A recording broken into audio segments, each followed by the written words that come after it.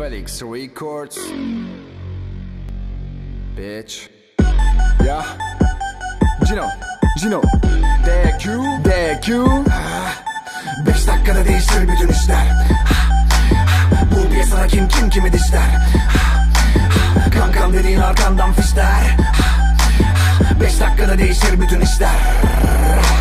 Hep hareketi tam gaz geri. Gidiyor hip-hop'un askeri. Kafada beyzbol kasketi. MC bebenin boş disketi. Bir üstüne veri tabanına sil gitsin. Piyasanız bombak, bunu hak ettin. Everest tepesinden seslendim. Konumuz ise bebek IQ testi. Şimdi işler ciddiye bindi. Konuşur durmadan her hindi.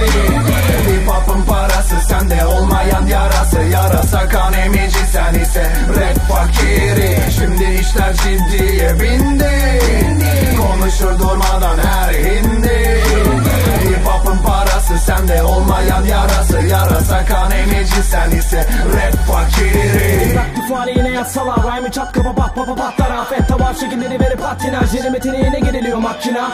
Sonuçta akım bu, rakipse kabız. Yorum laklakları atar mı nabız? Bana kaltaklaşmaz salipna, bana göre yavşaklar bir o kadar kafasız. Backspin aksi pançelesti. Travesti gibisin antelesti. Cenin estiğin adını kartelesi. Teröristi underground'da resmim. Kelle başına bir dörtlük rapleri kalın ulaşıma dili döktük. Köküzlerin ense köküne girerim, adımı mal ederim. Yani mazimize geri döndük. Şimdi işler ciddiye bindi.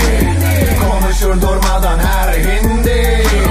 Hip-hop'un parası sende olmayan yarası. Yarasa kan emici, sen ise rap fakiri. Şimdi işler ciddiye bindi. Konuşur durmadan her hindi. Hip-hop'un parası sende olmayan yarası. Yarasa kan emici, sen ise rap fakiri. Bitch. Felix Records. Bitch.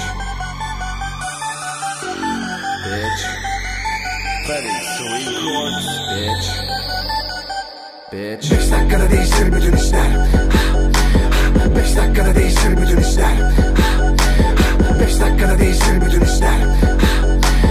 5 dakikada değişir bütün işler.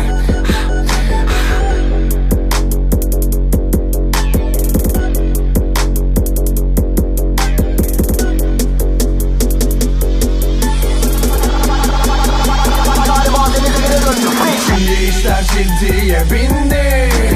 Konuşur durmadan her hindi. Hip-hop'un parası sende olmayan yarası. Yarasa kan emici, sen ise rap fakiri. Şimdi işler ciddiye bindi. Konuşur durmadan her hindi. Hip-hop'un parası sende olmayan yarası. Yarasa kan emici, sen ise rap fakiri.